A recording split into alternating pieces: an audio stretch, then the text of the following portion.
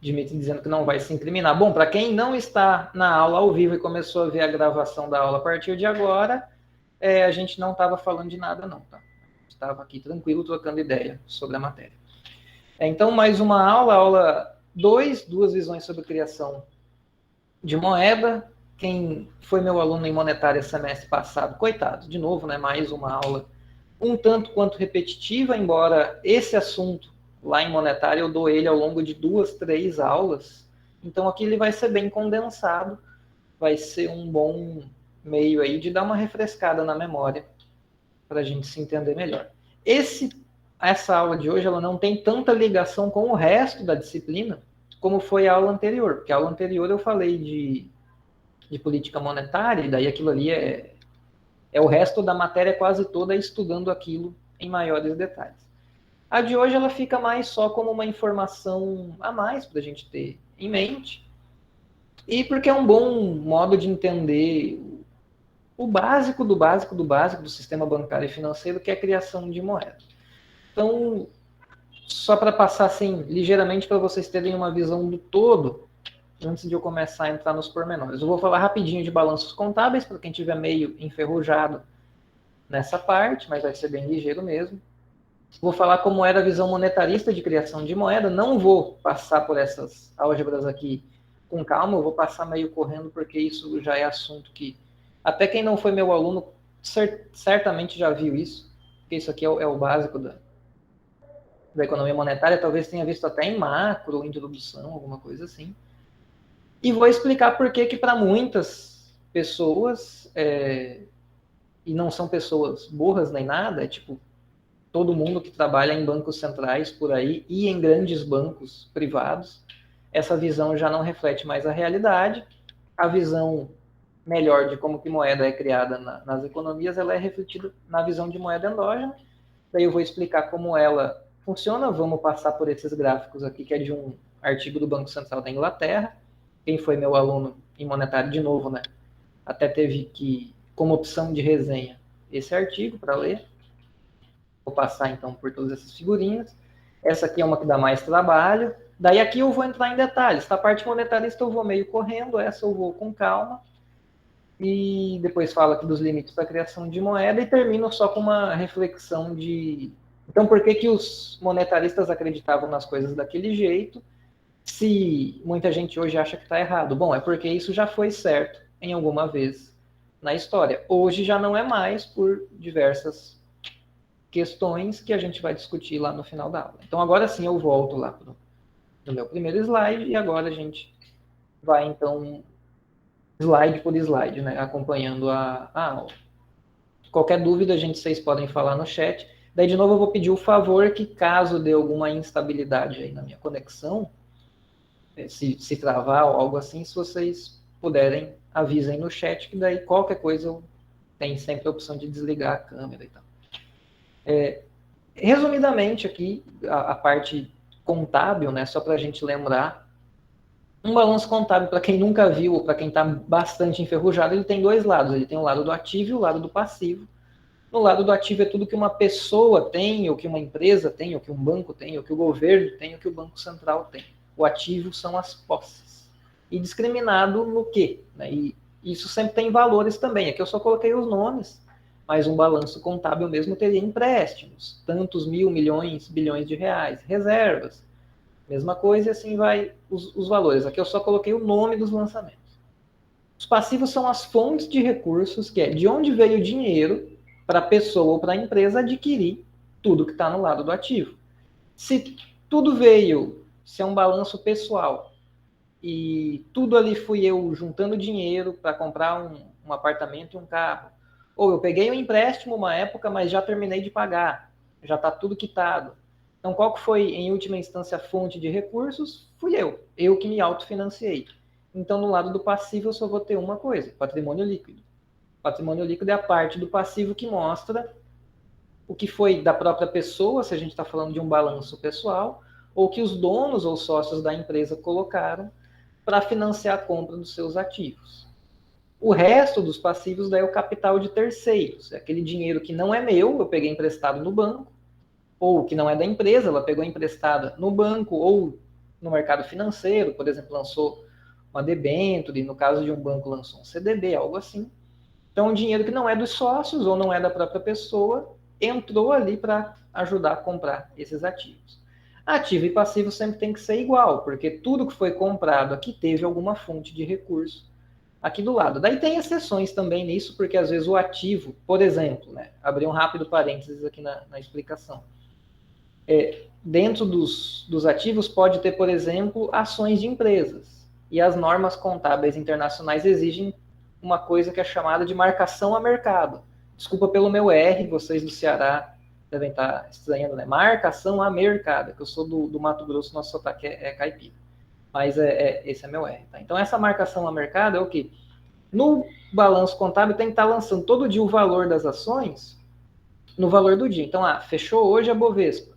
Esse banco tem tantos mil ações de uma empresa, ela estava valendo R$ 20, beleza, esse é o valor que está hoje. Amanhã o preço da ação cai, o ativo cai também.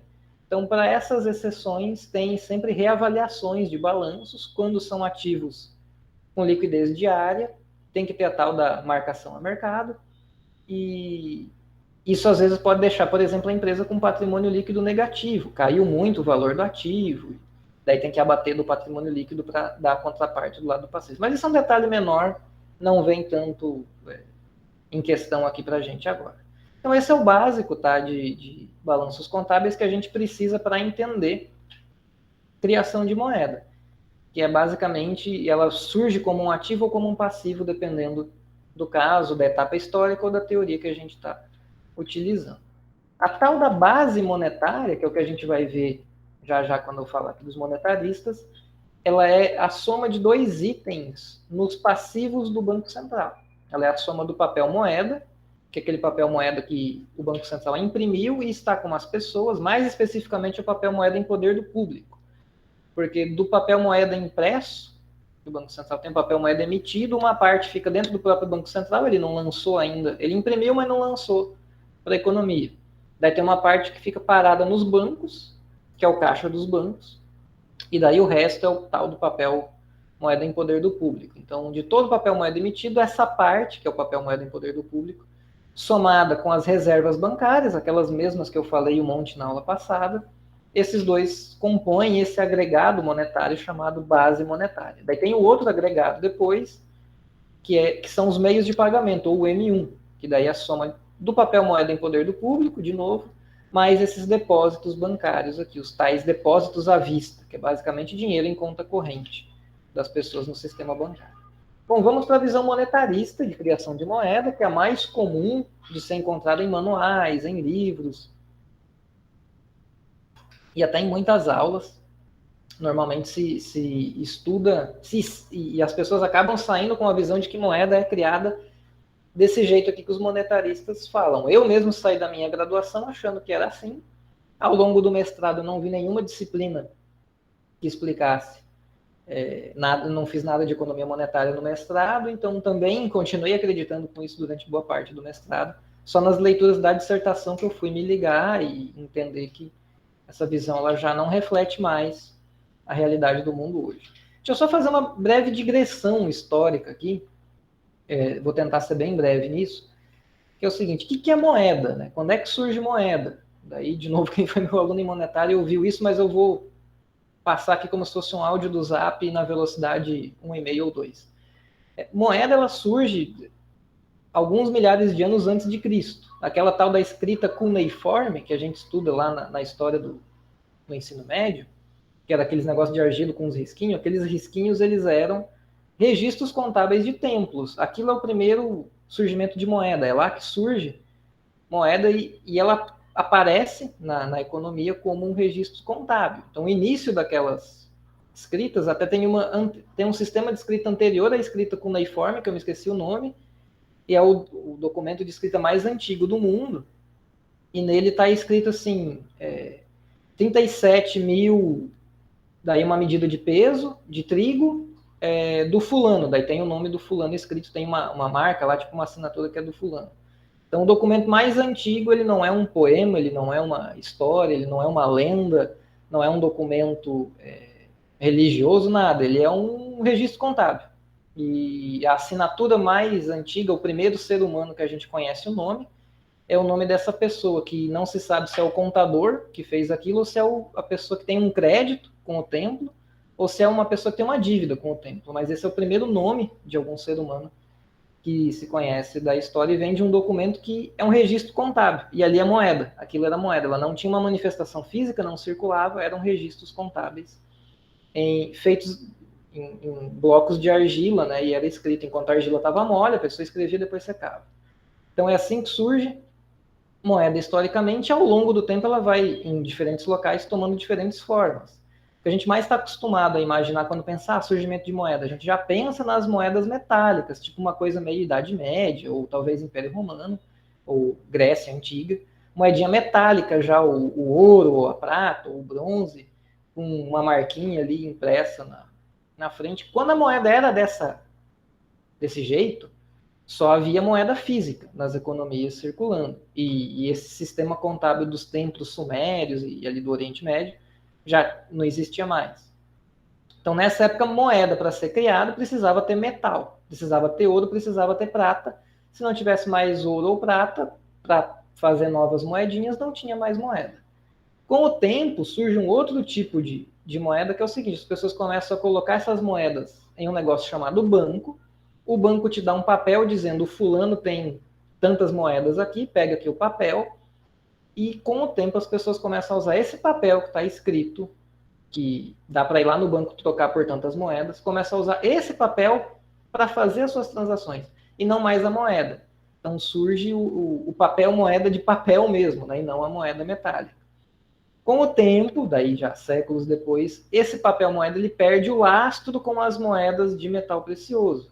Então já não tem mais um papel escrito alguma coisa que eu vou num banco e troco por metais preciosos. É só o papel que o banco está me dizendo. Então, a partir desse ponto, quando se perde o lastro, as moedas elas passam a ser um negócio chamado moeda fiduciária. Ela é baseada apenas na confiança. Não tem um negócio que sirva para alguma outra coisa por trás da moeda. Antes, quando era ouro ou prata, sei lá, no limite você pode pegar o ouro e a prata, derreter e fazer um colar, um anel, um dente de ouro, alguma coisa assim. Hoje em dia você não consegue mais pegar o papel moeda, nem nada. Mas ainda assim, né, quando a moeda se torna fiduciária, mas antes da internet e de todo o resto, ela tinha uma existência física. Você tinha um papelzinho físico mesmo para segurar na mão. Depois começa a vir o tal do cheque, registros ainda à mão em livros contábeis, então a moeda volta a ter de novo, milênios depois, o seu caráter mais de registro contábil. Hoje, como é tudo eletrônico, boa parte da moeda ela não tem mais essa manifestação física aqui, que é o papel moeda físico, né? Uma notinha que eu posso pegar. Ela tem essa natureza mais de registro contábil no formato de depósitos bancários. E hoje, daí aqui, fechando essa digressão histórica, ligando com o que eu falei na aula passada, hoje existem 3 formatos de moeda. Tem a moeda física, que é o dinheiro aqui. Tem o depósito bancário, que é um registro contábil eletrônico, e as reservas bancárias. Então, quando eu falo aqui na aula hoje, vamos ver como é que moeda é criada, quando a gente está pensando numa economia de hoje, a gente tem que pensar como que essa moeda aqui é criada, como que o depósito bancário é criado e como a reserva bancária é criada, porque temos esses 3 tipos de moeda na economia. Então a gente tem que entender a criação dessas 3. Os monetaristas têm uma ideia de como que essas coisas todas são criadas, que já não reflete mais bem as economias de hoje, porque tiveram algumas mudanças tecnológicas e institucionais que a ideia, a visão de mundo deles já não bate bem com a realidade. Bom, o que é a ideia dos monetaristas? Tá tranquilo o áudio, gente? Tá fluindo bem? Tá? Só para eu ter um feedback, que eu fiquei um tempão falando sem parar aqui. Tá sim, professor. Beleza, obrigado, Camila. Para os monetaristas, toda injeção de base monetária, o que é a base monetária? Eu não vou voltar ao slide para não ficar um vai e vem, mas é aquela parte do passivo do Banco Central, que é o papel moeda em poder do público, que é a moedinha aqui mesmo, mais as reservas bancárias. Isso é a base monetária. E toda nova criação de base monetária, depois ela é multiplicada em uma quantidade maior de meios de pagamento. Basicamente, seria a injeção do papel moeda e as reservas, que que são duas coisas que o Banco Central ou o governo controla, isso seria multiplicado em mais moeda. E basicamente seria o tipo de moeda no meio, seriam os depósitos bancários que eles iam crescendo e se multiplicando depois que surge ou uma nova injeção de papel moeda ou uma nova injeção de reservas bancárias. Então, por exemplo, se o Banco Central imprime mais papel moeda e lança isso na economia de algum jeito, o público, alguns vão só ficar gastando isso normal, outros vão botar isso dentro do envelopinho e depositar no sistema bancário. Pronto. Se criou base monetária e essa base monetária entrou no sistema bancário e agora o sistema bancário pode pegar essa moeda que o Banco Central criou e multiplicar e fazer mais moeda. Só assim para os bancos privados, bancos comerciais. Assim, não precisa ser privado, porque Banco do Brasil e Caixa é estatal, mas é um banco comercial, né? Não é o Banco Central. Então, esse é um dos dois jeitos que, segundo a visão monetarista, que os bancos têm de fazer a moeda se multiplicar. Ou alguém pegou papel moeda físico e depositou no banco, e agora ele tem como fazer isso se multiplicar, ou foi reservas bancárias diretamente. Daí, por exemplo, pode ter sido através de operações de mercado aberto. O Banco Central comprou títulos de um banco, então o banco deu os títulos para o Banco Central, recebeu em troca reservas bancárias. E essas reservas é o que o banco vai usar agora, então, para multiplicar e criar mais moeda. Como que ele faz isso? Deixa eu pular aqui para frente um pouco. Essa é a ideia do multiplicador bancário, ou do sistema fracionado. Após a injeção inicial, por exemplo, aqui no caso seriam 10 mil, seja de papel moeda que as pessoas, papel moeda novo, que foi recém-impresso, que as pessoas depositaram nos bancos, ou reservas logo que o Banco Central comprou em títulos dos bancos, entrou 10 mil reais a mais no sistema bancário. Digamos que tenha um compulsório, o L aqui, de 25%, então toda nova reserva que os bancos adquirem, 25% tem que ficar reservado. Aliás, todo novo depósito que entra no banco, 25% tem que ficar retido no formato reservas. O resto dessas reservas bancárias está livre para o banco fazer o que quiser. E daí o que ele faz com essas reservas? Ele pega elas e empresta para alguém. Então, que na visão monetarista, ou se a gente quiser pensar em termos históricos, no funcionamento do sistema bancário até os anos 80, 90, por aí, acho que até os anos 90, dá para dizer, e ainda assim, mais ou menos, é assim que funciona. Tem que ter essa injeção do Banco Central de nova moeda, e daí agora, no caso, entrou 10 mil, tem que deixar, por exemplo, aqui, para essa história fazer mais sentido, entrou 10 mil porque as pessoas depositaram 10 mil de papel moeda nas contas delas. Então, essas pessoas ainda têm esses 10 mil. Ele some, entre aspas, como papel moeda e aparece como depósito das pessoas nos bancos. Se o compulsório for de 25%, esses 10 mil de depósito, o banco tem que ter 2.500 parado como reservas, sobra 7.500. E daí esses 7.500 é que o banco pode usar para emprestar, gerar novos empréstimos. O empréstimo, ele surge o quê? Quando o banco empresta para alguém, aonde aparece o dinheiro, muito provavelmente, na maioria dos casos, aparece como um depósito na conta corrente da pessoa. Esses 7.500 de empréstimo aparece como depósito de alguém. Então, alguém ficou com 7.500 de depósito, recém-criados pelo empréstimo. Daí, de novo, 25% disso tem que ser mantido como reserva, sobra 5.625, que o banco pega e empresta de novo, daí vai aparecer como depósito, ele tem que reter um pouquinho como reserva, sobra mais um tantinho para ele emprestar, e assim ele vai girando até ele esgotar todo o potencial de criação de moeda dessa injeção inicial de 10 mil. O banco, não necessariamente ele vai emprestar todo o potencial que ele tem, ele não vai criar toda a moeda que ele pode criar com essa nova injeção de moeda, ele pode parar aqui na etapa 5. Eu estou com 593 de reserva, aliás, eu estou com 1.780 de reservas sobrando, poderia emprestar para alguém, mas não quero. Não tem mais ninguém que eu confie como cliente, que vai ser um bom pagador, não vou emprestar para ninguém, vou ficar quieto. Então ele pode parar antes, não cumprir todo o potencial que essa injeção de moeda cria. Mas ele não consegue ir além do máximo, né? Porque vocês estão vendo que tudo aqui está diminuindo. Uma hora isso tende a zero, e pronto, se a gente jogar nas equações do multiplicador bancário, esses 10 mil se transformariam, se arrastasse no Excel, né, essas cédulazinhas até o fim, vai dar 40 mil. Então, mais do que isso o banco não consegue criar. Ele não consegue criar 41 mil de moeda a partir desses 10 mil, porque ele esgotou tudo que ele podia fazer com esses depósitos. Para a economia ter mais moeda, ainda aqui dentro da visão monetarista, teria que ter mais uma nova injeção de moeda do Banco Central, seja papel moeda ou reservas bancárias.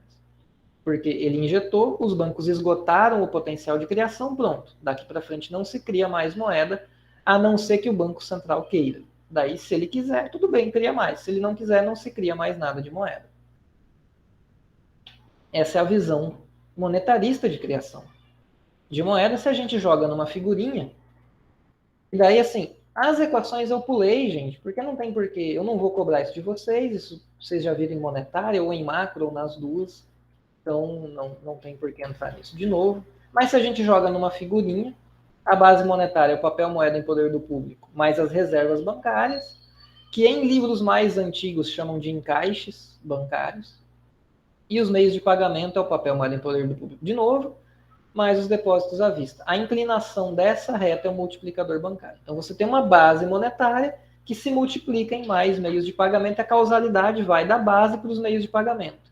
É a criação de base que gera mais meios de pagamento, ou a destruição de base monetária que diminui a quantidade de meios de pagamento. O que é destruição de base monetária? O Banco Central pode recolher papel moeda e incinerar, ou ele pode diminuir o nível de reservas bancárias na economia, por exemplo, vendendo títulos para os bancos. Daí os bancos pagam com reservas, encolheu a quantidade de reservas bancárias, e daí com isso, segundo essa visão, como a causalidade vai da base para os meios de pagamento, encolheu a base, encolheu os meios de pagamento, diminuiu o total de moeda na economia.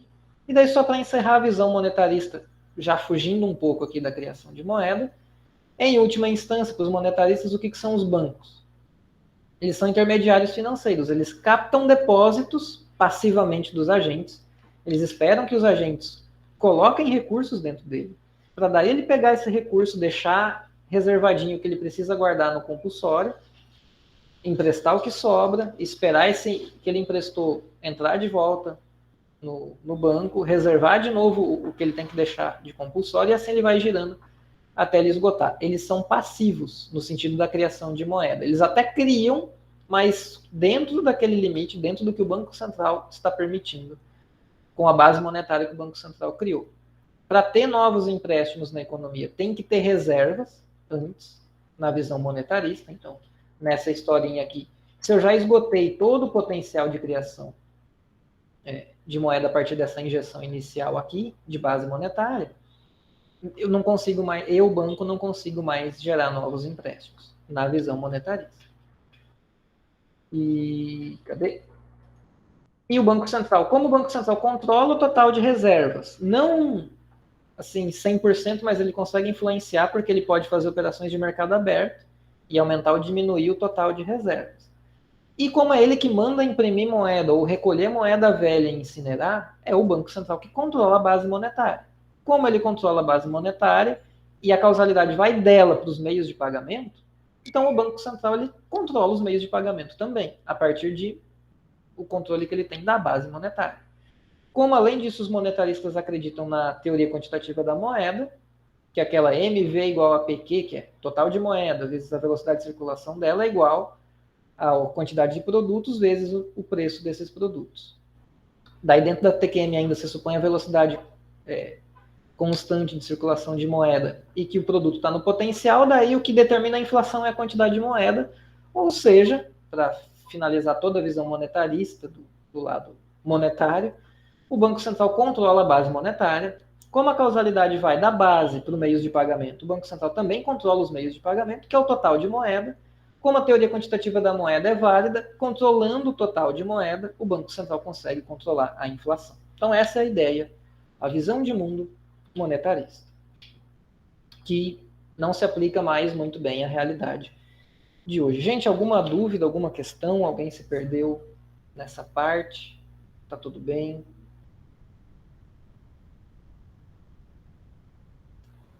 Alguma dúvida? Será que vai brotar no chat? Estão tranquilos? Então, beleza. Então, vou aqui para a parte da moeda endógena. Cheguei quase agora, estou perdido, diz o Alisson. Tudo bem, Alisson. Dessa parte aqui, daqui para frente, essa parte da moeda endógena, acho que você consegue acompanhar.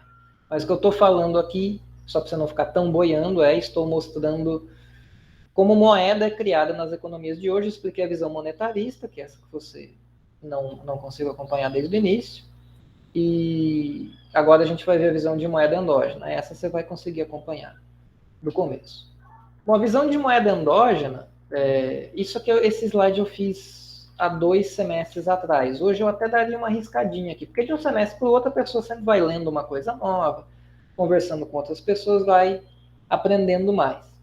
Então, aqui eu escrevi que é uma visão tradicionalmente da escola pós-keynesiana. Na verdade, ela não é exatamente pós-keynesiana.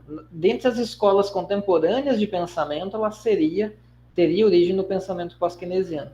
Mas, na verdade, a ideia de moeda endógena ela vem lá das controvérsias dos bulionistas e antibulionistas, da Currency School e da Banking School. Então, vem lá da Banking School, 1800 e alguma coisa, 1840, 1850, a ideia de que moeda é endógena. Então, desde lá já tem essa tradição mais antiga de pensamento de dizer não é assim que moeda se cria no sistema, não precisa ter reservas disponíveis para os bancos poderem emprestar e gerar mais moeda.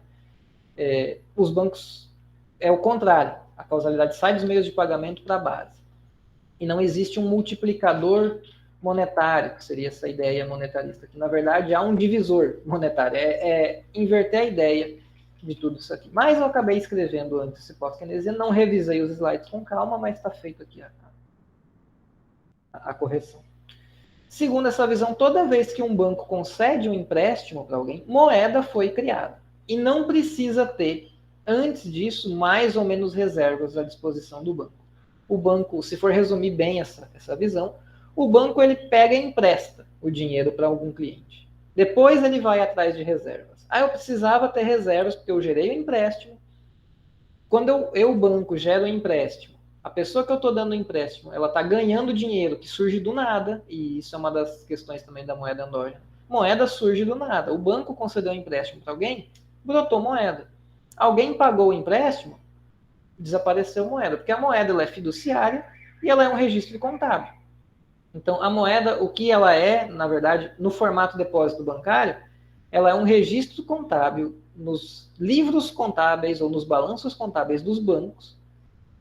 Item esse do balanço contábil dos bancos que é aceito socialmente para liquidar transações financeiras. É aceito como meio de pagamento.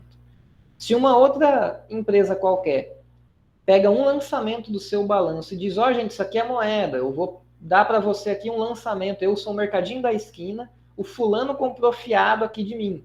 Então eu vou passar alguém adiante a folhinha do caderninho aqui, que eu, do mercadinho da esquina, estou anotando no caderninho, fulano pegou aqui, o Marra, é o primeiro nome que eu vi aqui, eu vou usar ele de Cristo. O Marra comprou R$50 de cerveja fiado aqui no boteco, tá aqui anotado, eu vou arrancar essa folha e vou dar para alguém e dizer, isso aqui vale R$50.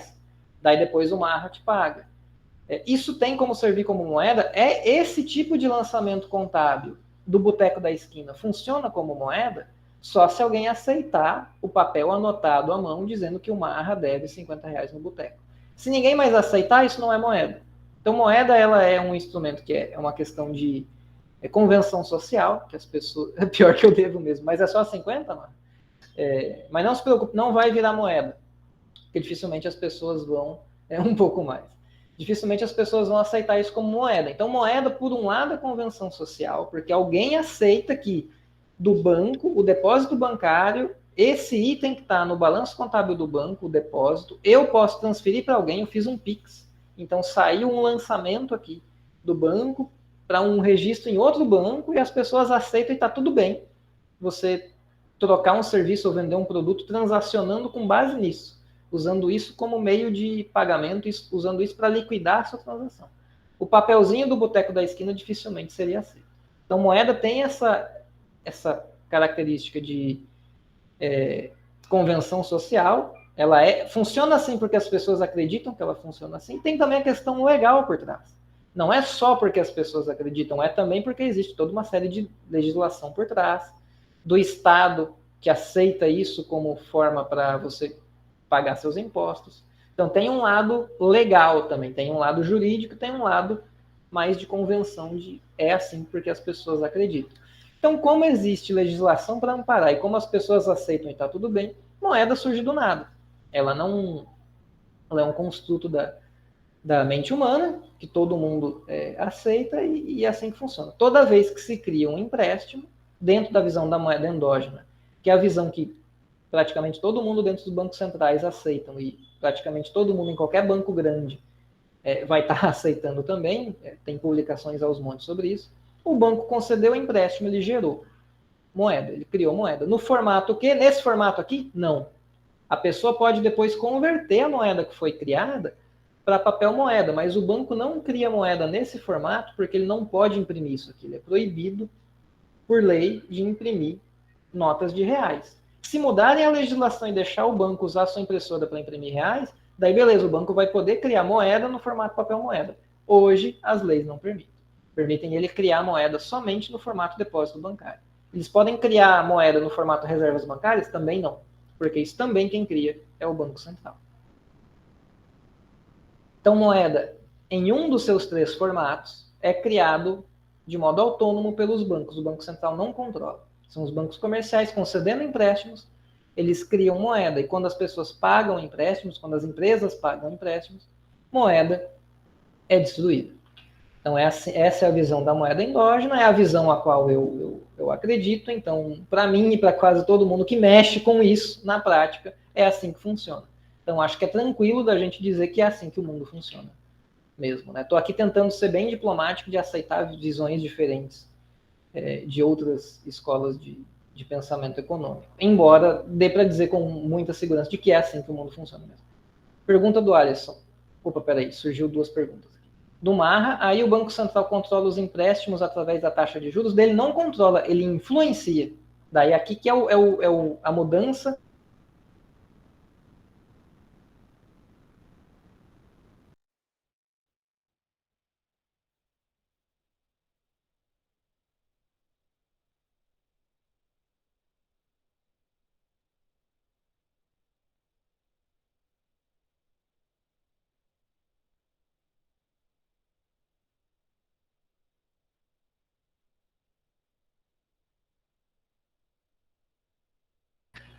Voltei.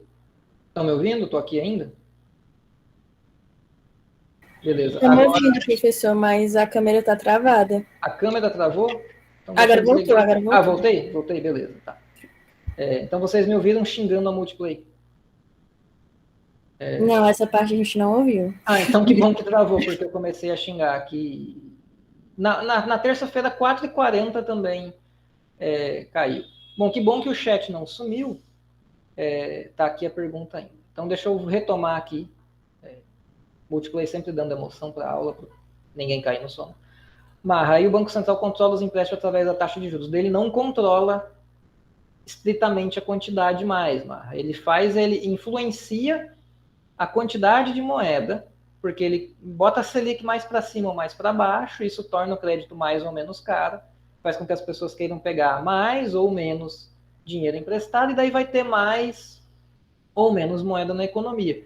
Mas o Banco Central não consegue mais cravar do tipo, eu quero ter 1 trilhão de reais na economia. Isso é o total de moeda. Não, esse ponto que ele nunca conseguiu controlar desse jeito.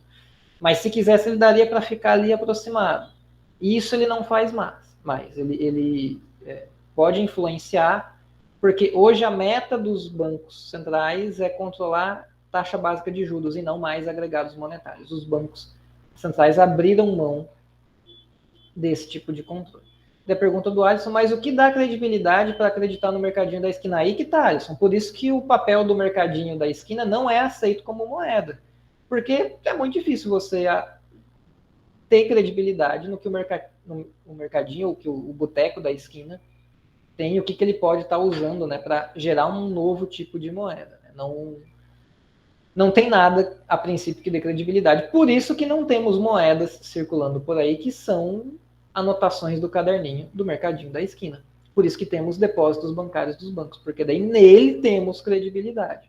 De onde surgiu essa credibilidade? Daí é um construto histórico, né? Vem de longo tempo. lá séculos atrás os bancos eram instituições supostamente críveis, que dava para você depositar sua moeda metálica nele. Você tinha alguma confiança de que poderia ir lá sacar quando pegasse a nota, quisesse trocar. Daí tem toda a legislação por trás, enfim, tem várias e várias camadas históricas de legislação, de crença das pessoas. E às vezes as pessoas podem deixar de acreditar nos bancos. E isso aconteceu na crise de 2008 do subprime, que é assunto da próxima aula. Bom, acho que agora eu respondi as perguntas. Se tiver mais alguma, gente, Marra, Alisson, se eu faltou clarificar alguma coisa, vocês fiquem à vontade. Isso, instituições fortes, né? Moeda dá para ser entendida como uma instituição e ela vai ser mais forte ou menos dependendo dos... Acemoglu... que, aliás, tem uma controvérsia sobre como fala o nome dele, né? Tem gente que fala que é Acemoglu. Eu desisti de tentar acompanhar o debate. Surgiu no Twitter um tempo atrás, como que fala o nome do cara. Ninguém perguntou pro cara, né? Isso foi interessante. Não sei se vocês têm Twitter, gente, mas assim, quem não tem, não tenha, tá? É uma bosta, você perde muito tempo nele. Embora de vez em quando tenha coisas interessantes, principalmente para a economia. Mas sim, instituições fortes. Daí você pode pensar, por exemplo, um caso como a Argentina. Na Argentina, dá para pagar alguns impostos e taxas federais com dólar. Ou seja, a instituição peso argentina não é tão forte assim, porque o próprio governo, que é quem emite o peso, aceita que, olha, não é uma instituição tão forte assim o peso argentino. Se tu me pagar em dólar, eu estou aceitando. O governo do Brasil, não. A não ser alguma outra taxa, sei lá, talvez no Itamaraty, alguma coisa com passaporte. Talvez, eu não conheço nenhuma, mas talvez ali tenha alguma coisa. No Brasil, como o real é uma instituição forte, ou pelo menos mais forte que o peso argentino, né? Aqui não somos dolarizados como eles. Bom, retomando aqui então, esse é o básico aqui dessa visão de criação de moeda. E a causalidade aqui é invertida. São os meios de pagamento que depois vão determinar a base monetária. A base monetária, na verdade, para os monetaristas, meios de pagamento são um múltiplo da base. Por isso que tem um multiplicador bancário. Na visão de moeda endógena é o contrário. A base é uma fração dos meios de pagamento. Então, vou repetir para a diferença ficar clara. Para os monetaristas, meios de pagamento é um múltiplo da base. Para a moeda endógena, a base é uma fração dos meios de pagamento. Essa é a diferença. Então, como que daí os bancos fazem com compulsório, esse tipo de questão? Eles criam depósitos quando concedem empréstimos, porque a maioria dos empréstimos, quando são concedidos, eles aparecem como um depósito na conta de quem pegou o empréstimo,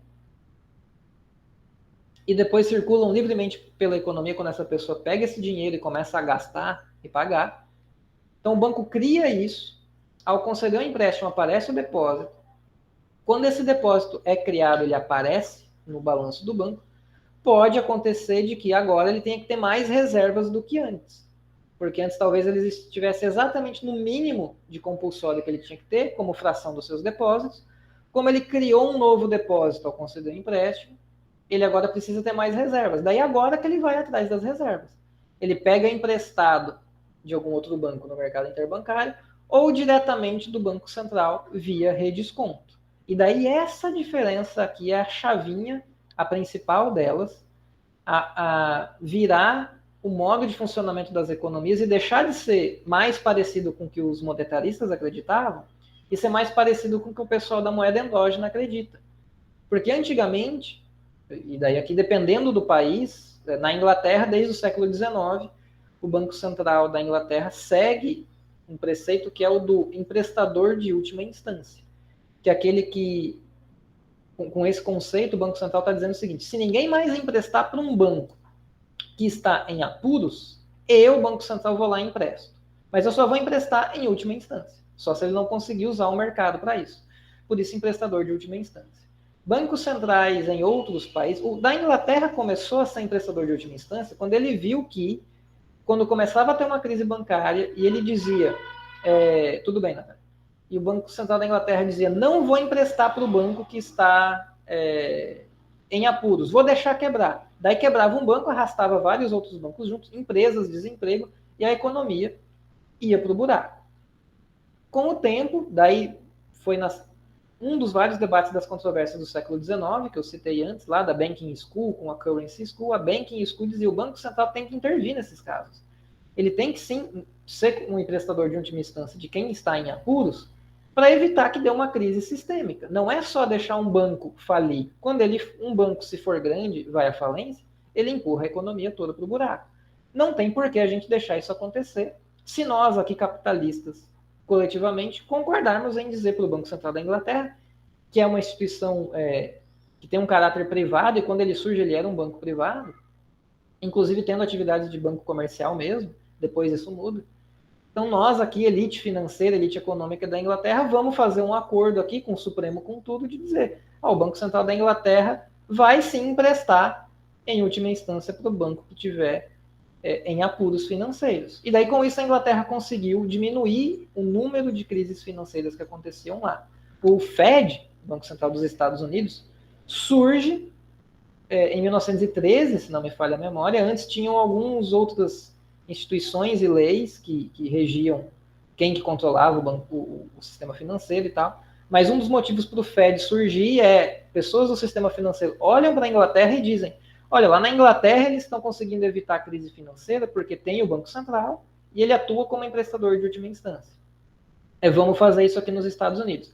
Daí se cria o Fed, só que é um negócio que vai e vem. Às vezes os diretores do Fed acreditam em usar o Fed como emprestador de última instância, às vezes não. Na crise de 2008, ele até socorreu alguns bancos no início, depois ele falou, não, daqui a pouco a gente vai estar socorrendo todo mundo, vamos começar a deixar quebrar. Então, houve um momento durante a crise de 2008 que o Banco Central, o Fed, ele atuava como emprestador de última instância, depois ele achou que ele estava indo longe demais, ele parou de ser. Mas, em geral, em situações normais de temperatura e pressão, bancos centrais são emprestadores de última instância, inclusive o nosso no Brasil. Isso significa que qualquer banco que pedir um empréstimo de redesconto ganha. Ele vai ter que pagar por isso, tem os juros que é alto, ou não, dependendo do país, mas qualquer um que pedir um empréstimo ganha. Ou seja, qualquer banco que pedir para ter mais reservas, vai ter mais reservas. Então agora é o contrário do que os monetaristas acreditavam. Antes o Banco Central criava reserva, e daí tendo essa reserva os bancos podiam pegar a reserva e poder emprestar e criar mais moeda. Agora a gente começa dessa ponta aqui. O banco empresta, com isso ele criou moeda, e se ele precisar ter mais reservas, ele vai atrás do Banco Central, vai pedir emprestado no redesconto e vai ganhar, porque hoje em dia a maioria dos bancos centrais funciona desse jeito, incluindo o nosso, incluindo o Fed, incluindo o Banco Central Europeu, Banco Central do Japão, do Canadá, etc. etc. Então, esse é um dos principais motivos, já adiantando questões aqui do final da aula, de por que a visão monetarista não funciona mais tão bem no mundo, muito por conta disso, né? Que as pessoas, que o Banco Central assumiu essa postura de emprestador de última instância. Marra, os bancos nunca vão falir assim, não, sim, se o Banco Central resolver ser emprestador de última instância sempre, independente do que está acontecendo, nunca vão falir. Agora, se o Banco Central achar que ele está indo longe demais e está criando problemas de risco moral, ou seja, daí agora que eu estou salvando todos os bancos vão se arriscar um monte, vão alavancar, porque se eles quebrar, eu vou lá e salvo e daí ninguém quebra. Então tem essa linha tênue entre eu vou salvar o sistema financeiro, mas daí estou criando incentivos para o sistema financeiro se arriscar um monte, e daí a suposta crise que eu quero evitar, eu acabo fazendo com que ela aconteça justamente pelo meu comportamento. Então foi até um dos motivos do Fed, durante a crise, depois de socorrer alguns, deixar de socorrer outros, deixar outros bancos quebrarem. E daí, enfim, isso é o que a gente vai ver em outras aulas, ele veio com todo um novo pacote de políticas econômicas para tentar salvar o sistema financeiro sem salvar bancos, deixando bancos irem à falência, mas impedindo que o sistema financeiro entrasse em colapso, que são as políticas monetárias não convencionais que a gente vai ver mais à frente.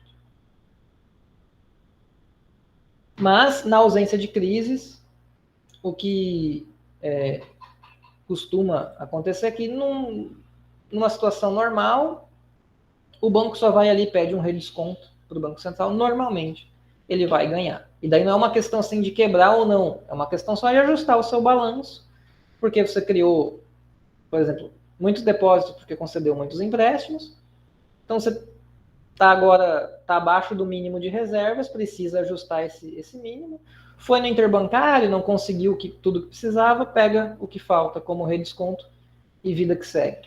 Então, às vezes são questões mais corriqueiras, às vezes é uma situação de crise. Crise é sempre uma exceção, daí sempre se inventa alguma coisa nova em situações de crise. Bom, então a visão da moeda endógena, mais basicamente, assim, em termos gerais, é essa. Daí agora eu vou entrar nos detalhes mais contábeis da coisa com vocês, para a gente entender melhor como que funciona a moeda endógena. Daí são aquelas figurinhas que eu mostrei para vocês. Mas o básico é isso: moeda é criada toda vez que um banco concede um empréstimo. Isso porque essa moeda nova que é criada é uma moeda no formato depósitos bancários. E isso os bancos controlam. Deixa eu só aproveitar essa figura para dizer qual foi a outra alteração institucional ou comportamental ou tecnológica, chamem como quiserem, que fez com que a visão monetarista, que até explicava o mundo bem no século passado, não explica mais tão bem hoje. A primeira foi essa, de que os bancos centrais atuam como emprestador de última instância. A outra é que a importância, aqui dentro dos meios de pagamento, entre papel, moeda em poder do público e depósitos à vista, está mudando. Século passado, e quanto mais para trás a gente voltar, maior é a importância do papel, moeda em poder do público, que o Banco Central controla diretamente, porque ele que manda imprimir. Quanto mais a gente se aproxima dos dias de hoje, quanto mais a gente avança rumo ao futuro, mais importante ficam os depósitos à vista como percentual dos meios de pagamento. E depósito à vista é algo criado, controlado, gerido, registrado contabilmente por bancos comerciais e não pelo Banco Central. E por que as pessoas começam a usar mais depósitos à vista? Antes da internet, porque o cheque estava facilitando, depois com a internet, hoje com o Pix, então hoje papel moeda vai cada vez caindo mais em desuso, porque você circula, você realiza os seus pagamentos com depósitos à vista. Pix é uma movimentação de depósitos, uma movimentação do dinheiro na minha conta para a conta de outra pessoa, não é uma movimentação de papel moeda em poder do público. Então essa é uma outra diferença importante. Dos meios de pagamento, a importância relativa dos depósitos cada vez mais aumenta em relação ao papel moeda em poder do público. Ou, ao contrário, o papel moeda vem perdendo a importância relativa. Como ele é estritamente controlado pelo Banco Central, quando ele vai perdendo importância relativa, a capacidade do Banco Central de controlar meios de pagamento vai diminuindo. É possível que mais na frente não se use mais papel moeda? Sim, sim. É muito possível que não se use mais. Daí depende, o básico do básico tem que ter internet em todo canto, né, para você poder fazer Pix. E todo mundo tem que ter um negócio, por exemplo, um celular, que dê para acessar, né, a rede e fazer o tal do Pix ou transferência eletrônica. Mas sim, é muito possível. Tem países agora, esses dias eu vi uma notícia, é mais ecológico, né, também. Vi uma notícia agora, não lembro se foi Finlândia, Suécia ou Noruega, esses países mais avançados, assim. E um deles fizeram um estudo lá e viram que, sei lá, tipo, menos de 5% da população que ainda usa papel físico. O resto da população toda já faz tudo de modo eletrônico. Mas, enfim, são eles lá, né? Talvez a gente chegue lá um dia, talvez não. Né? Pode ser que a gente se esforce e nunca chegue lá. Bom, gente, então, fechando aqui, tivemos a visão monetarista, que até explicava o mundo até o... Pode ser a Estônia, é verdade. Tem sempre esses três pequenininhos aí, Estônia, Letônia e Lituânia. Talvez seja em um deles.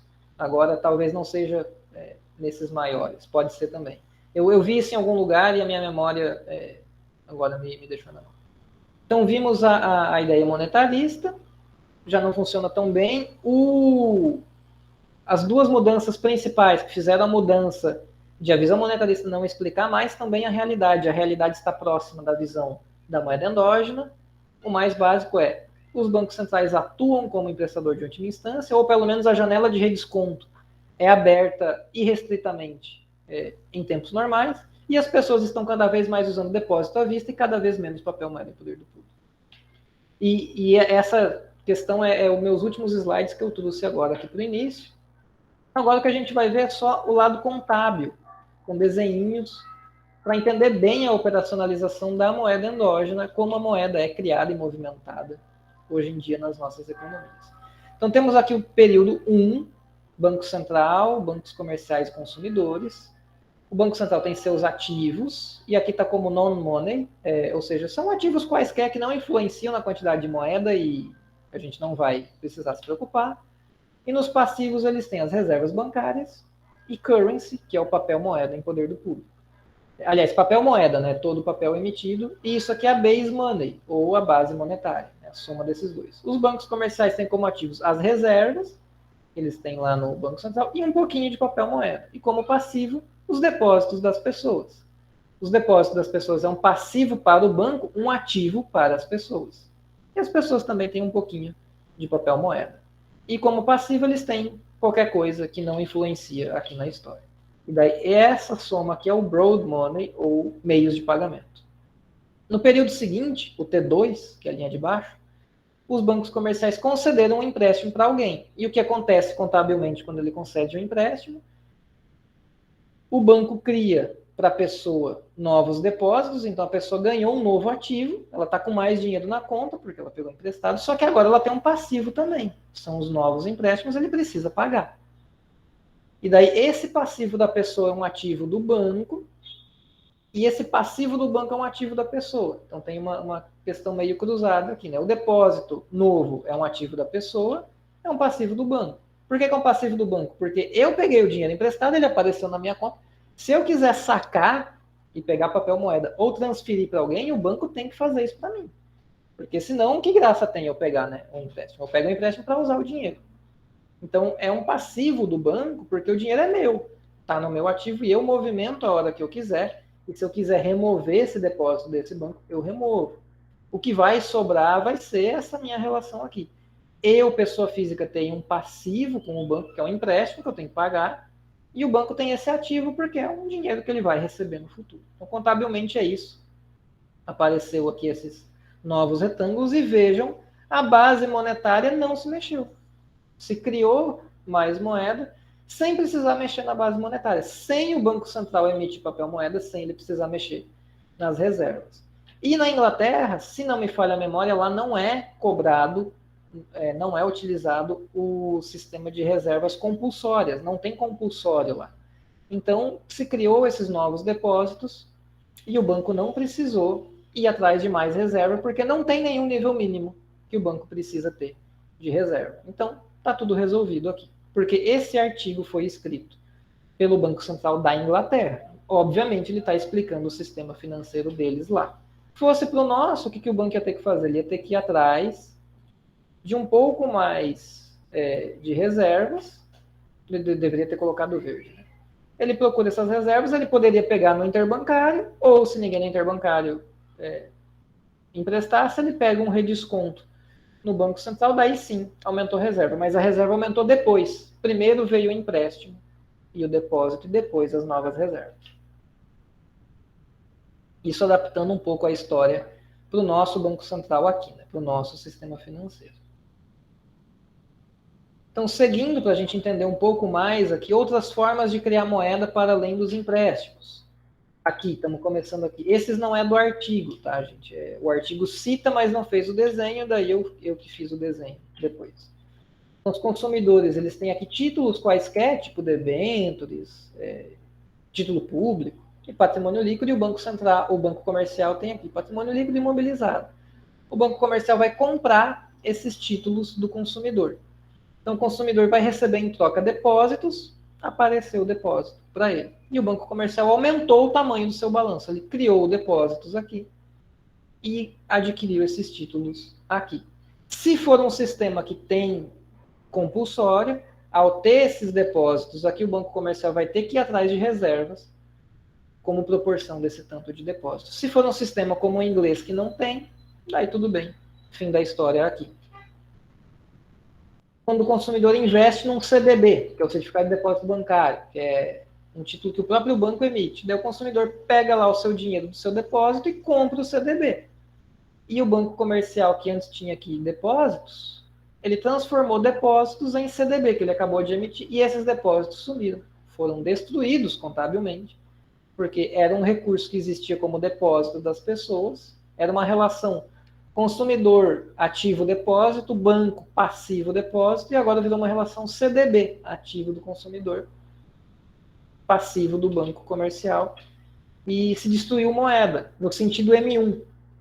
Porque vamos lembrar lá de monetário, tem M1, M2, M3, M4. CDB está no M2 ou M3, uma coisa assim. Então, dependendo do agregado monetário, você não destruiu moeda, você só trocou o tipo. Se você olha mais no estrito senso, né, mais M1, daí destruiu moeda no formato depósitos. E essa aqui que é interessante também, que é cidadãos pagando impostos. Está aqui o consumidor com depósitos. Esse depósito está lá no passivo do banco comercial.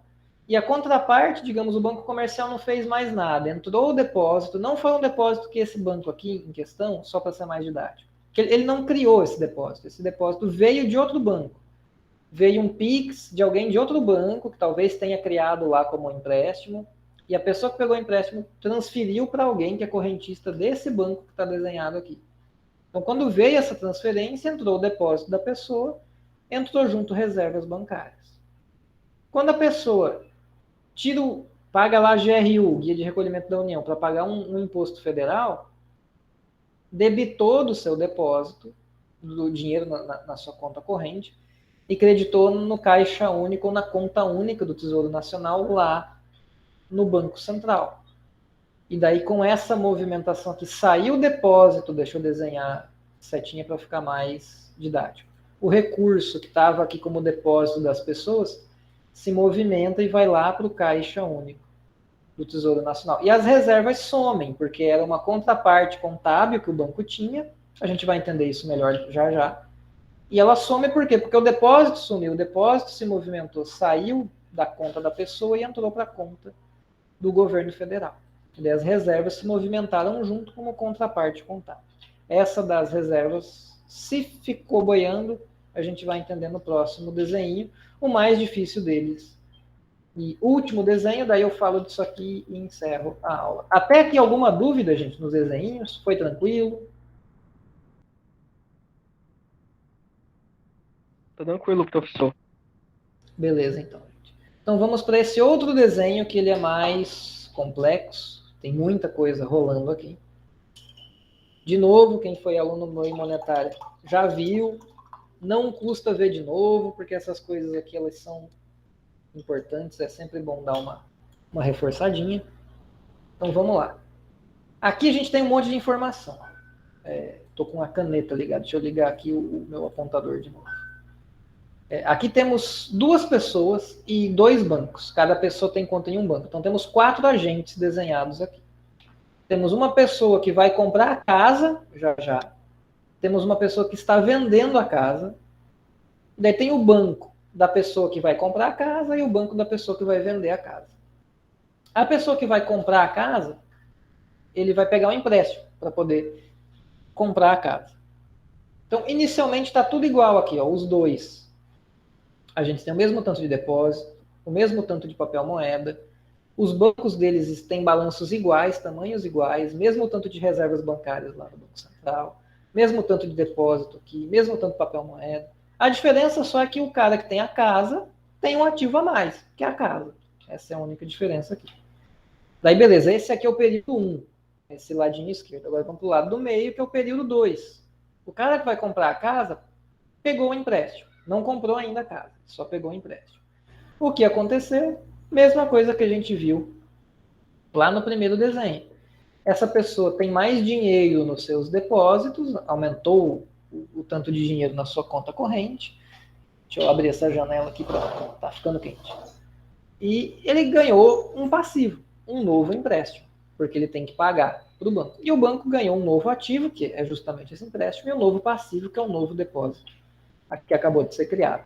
Mesma coisa que a gente viu antes. E o cara da casa está com a casa aqui ainda. Agora vai ter uma troca.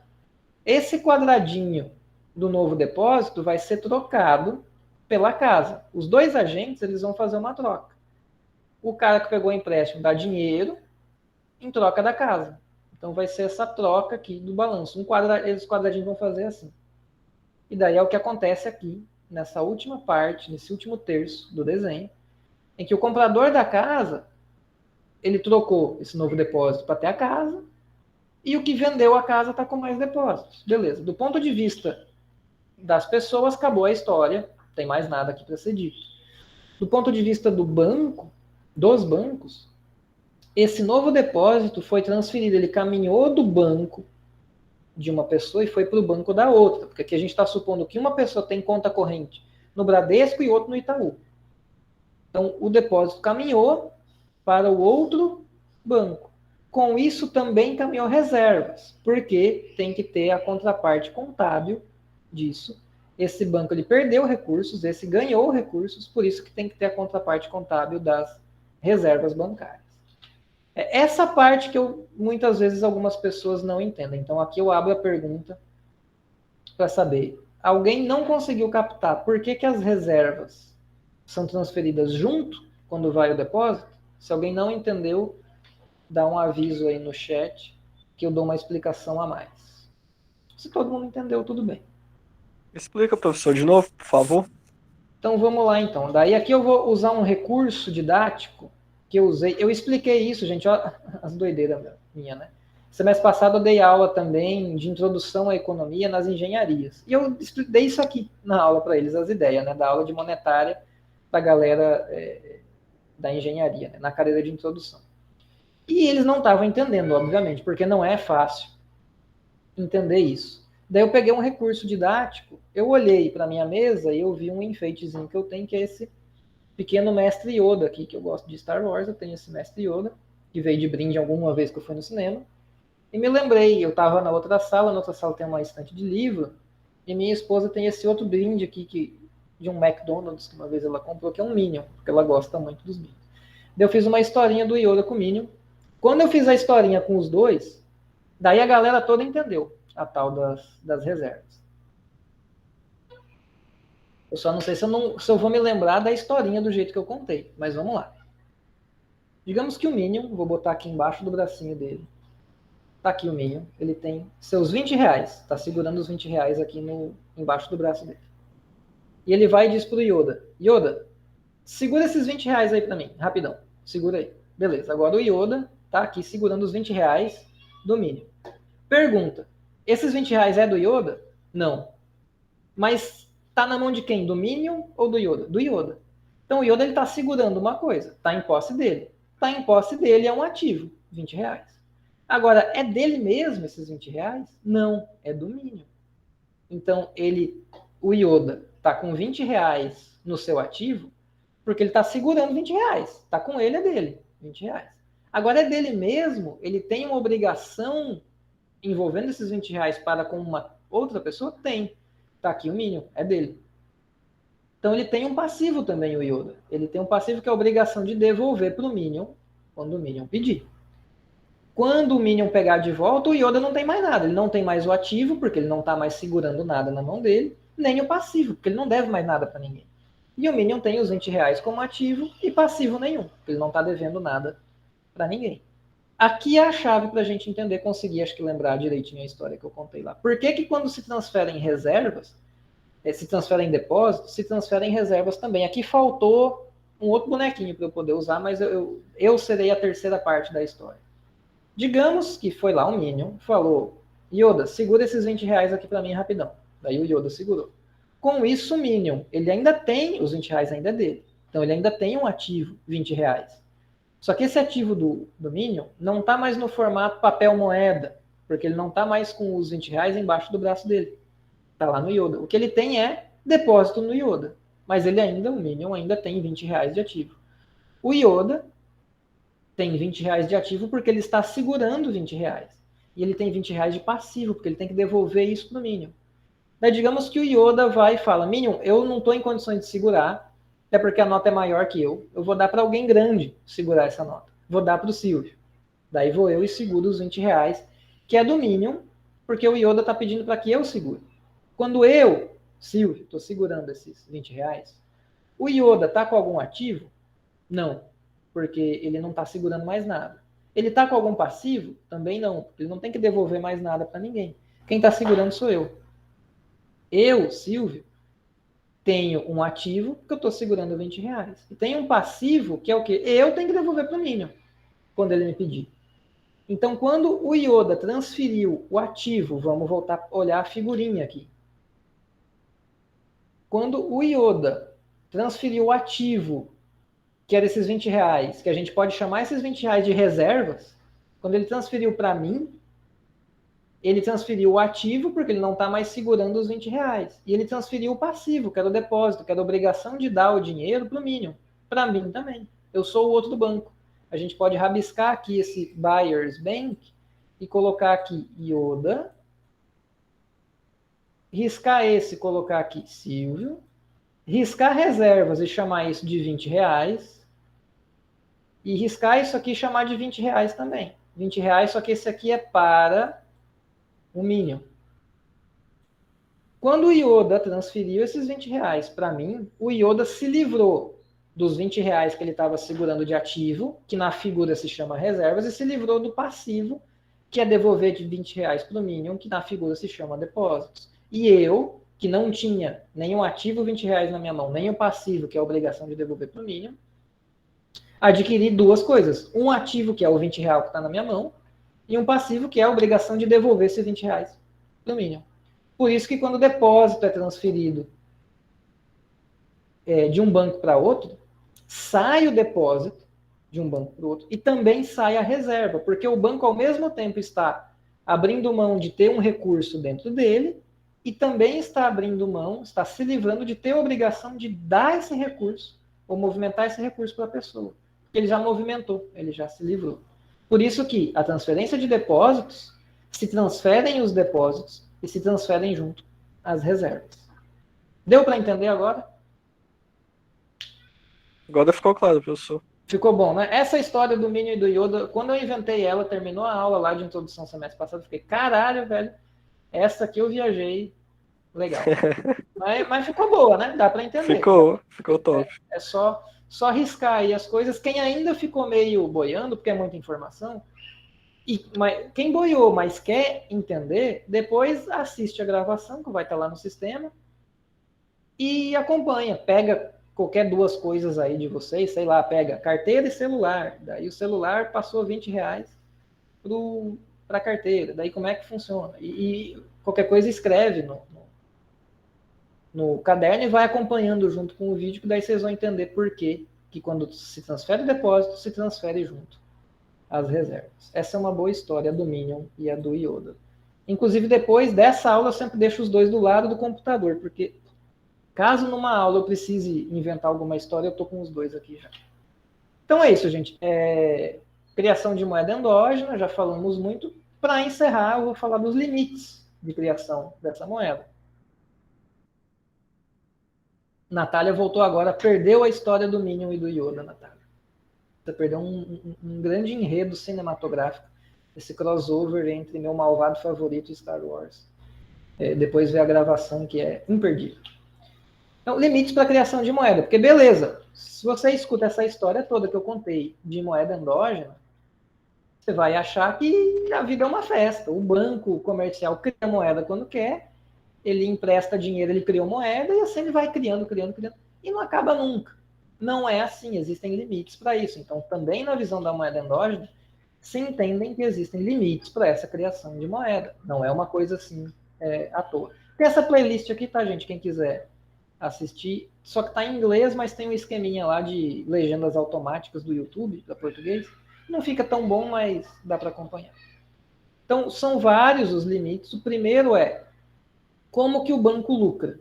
E daí é o limite que a concorrência entre os bancos faz com que aconteça o seguinte. Deixa eu voltar nessa figura aqui. Os bancos concorrem no lado do ativo e no lado passivo uns com os outros. No lado do ativo, eles concorrem para ter modos de remunerar as suas aplicações, modos de remunerar o seu ativo. No lado do passivo, eles concorrem para captar recursos para conseguir ter mais ativos. Do lado do ativo, a concorrência dos bancos atua para reduzir suas taxas de juros. Por quê? Porque eu, Banco Bradesco, estou cobrando 60% de juros num empréstimo. Daí vem o Itaú e fala, não, comigo é 50%. Daí vem o Santander e fala, comigo é 40%. O Banco do Brasil, comigo é 30%.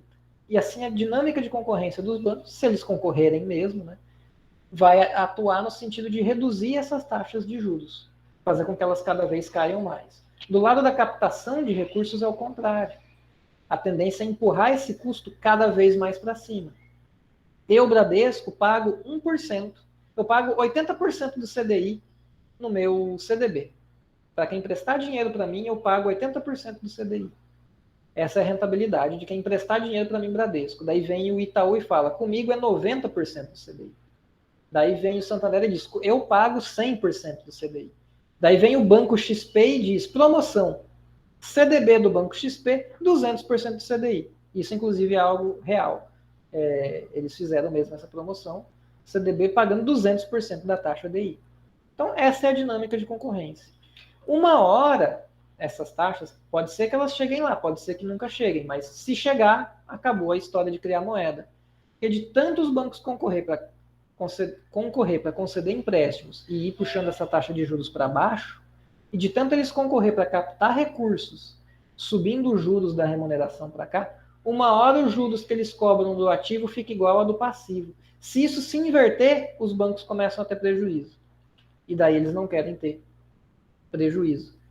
E daí, nesse ponto, eles param de criar moeda. O que é parar de criar moeda? Param de conceder empréstimos, porque eles estão gastando mais para captar recursos desse lado aqui do que eles estão ganhando com a taxa de juros desses empréstimos aqui. Então, esse é um limite para a criação de moeda. A dinâmica de concorrência dos bancos aqui. Puxa as taxas de juros dos ativos para baixo e dos passivos para cima. Outro limitante é o receio do banco de não obter recursos a taxas razoáveis. Por exemplo, nesse caso aqui, esse banco que criou o empréstimo, ele criou moeda. Daí o cara foi lá e transferiu para outro banco, ele perdeu reservas. Ele concede um outro empréstimo para outra pessoa e ela pega e transfere para outro banco, ele perde reservas de novo. Uma hora ele vai ficar sem reservas. Daí ele vai ter que procurar reservas ou no interbancário, e daí talvez o interbancário olhe e diga, você só está perdendo depósitos, não vou emprestar para você, daí só sobra para ele usar o redesconto no Banco Central, que dependendo do país, dependendo da época, é muito caro. E daí isso vai estar prejudicando o banco. Vai mais ou menos no mesmo sentido ali das taxas de juros, a do passivo subindo. Então, o banco, quando ele vê que ele está perdendo muita reserva, porque ele está perdendo muito depósito para outros bancos, ele para de criar novos empréstimos e, por consequência, novos depósitos, porque ele está vendo que alguma coisa eu estou fazendo errado. Eu estou criando moeda e a moeda está indo para os concorrentes. Eu crio moeda e vai para os outros. Crio moeda e vai para os outros. Vou parar e ver o que eu estou fazendo e tentar reter essa moeda aqui dentro. Mais um limite é o do risco. Pode ser que uma hora os bancos emprestaram para todo mundo que eles acham que vai pagar o empréstimo. Dali para frente só tem caloteiro. Daí o banco ele pode querer arriscar ou não. Ele pode olhar e dizer, não, tá bom, já fui muito longe no meu perfil de risco, chega, não concedo mais empréstimos. É um outro limite. Tem a regulamentação prudencial, que a gente vai ver também mais à frente, eu acho, que diz o seguinte, tem vários pormenores nas regulações prudenciais, mas, por exemplo, eles podem obrigar os bancos a ter uma proporção mínima de patrimônio líquido em relação aos seus ativos. Ao fazer isso, ele cria um limitante no lado do ativo do banco. Por quê? A regra de Basileia, se não me engano, é 8% dos ativos ponderados por risco, que é uma fórmula lá. Então, na prática, é mais. Mas se for ponderar pelo risco, ele tem que ter, no mínimo, se não me engano, 8% de patrimônio líquido aqui. Então, se ele tem 100 mil aqui, ele tem que ter 8 mil, no mínimo, aqui de patrimônio líquido. Ele não pode aumentar o seu ativo mais. Se ele tem 8 mil aqui, 100 mil aqui no ativo, 8 mil de patrimônio líquido, 100 mil de ativo, independente da forma, ele não pode aumentar o seu ativo sem aumentar o patrimônio líquido também. Então, quando ele concede empréstimos, ele está aumentando o seu ativo. Como ele não pode, daí ele para de criar moeda por conta da regulamentação prudencial. Ou ele tenta driblar essa regulamentação, por exemplo, emitindo novas ações. Faz uma IPO, lança mais ações a mercado para aumentar o seu patrimônio líquido e daí ganhar mais espaço no seu balanço. Outra é o comportamento de pessoas e firmas, porque o banco está criando moeda quando ele empresta dinheiro dos outros. Mas se todo mundo está pegando dinheiro emprestado só para rolar a dívida, tipo, eu pego emprestado em outro banco para pagar a dívida que eu tenho em outro, porque aqui o juros está mais baixo. As pessoas e firmas pegando empréstimo para pagar outros empréstimos, elas estão criando moeda de um lado ao pedir o empréstimo, destruindo de outro, porque elas estão pagando as suas dívidas. Então, também o que pessoas e firmas fazem importa na criação de moeda, porque se eles pagam, eles estão destruindo moeda. E, por fim, a taxa básica de juros altera os incentivos, que daí é, de novo, nessa linha que eu desenhei aqui nessa figura, né? Dos juros do ativo, que cai, do passivo, que sobe. Quando a Selic se move para cima ou para baixo, muda o incentivo que o banco tem, ele vai ter que cobrar uma taxa diferente, ou vai poder cobrar uma taxa diferente nos seus CDBs e CDIs, e vai poder cobrar mais ou menos dos seus empréstimos. Então, há uma influência, não é um limitante, né? É uma influência da taxa básica de juros na criação de moeda. Então, não é uma festa, gente, é moeda endógena. Os bancos criam moeda quando concedem empréstimos, mas não é à torta e à direito, tem seus limitantes. E essa era a aula de hoje, gente. Alguma dúvida? Ficou alguma outra questão?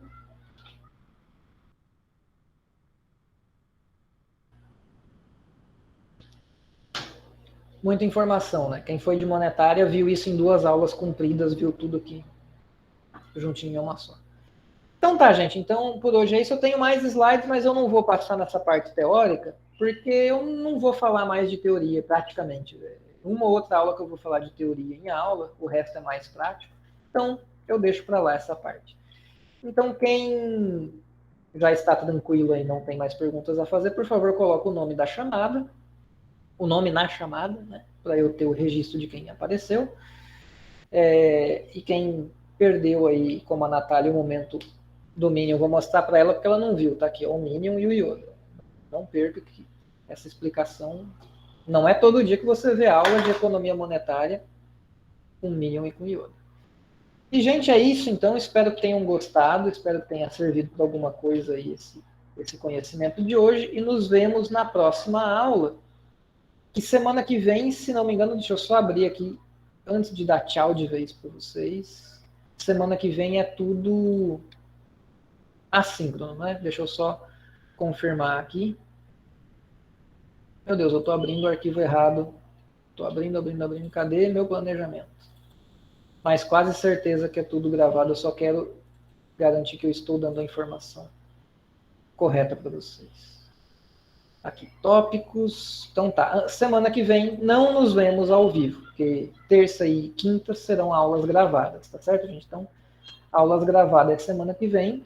Daí na outra terça, 12 é feriado, a gente se vê na quinta, dia 14, talvez. Eu ainda tenho que pensar se vai ser gravado ou se vai ser ao vivo, mas eu aviso vocês com antecedência. Tranquilo, gente? Então, nos vemos aí em algum momento futuro, eu aviso vocês com calma.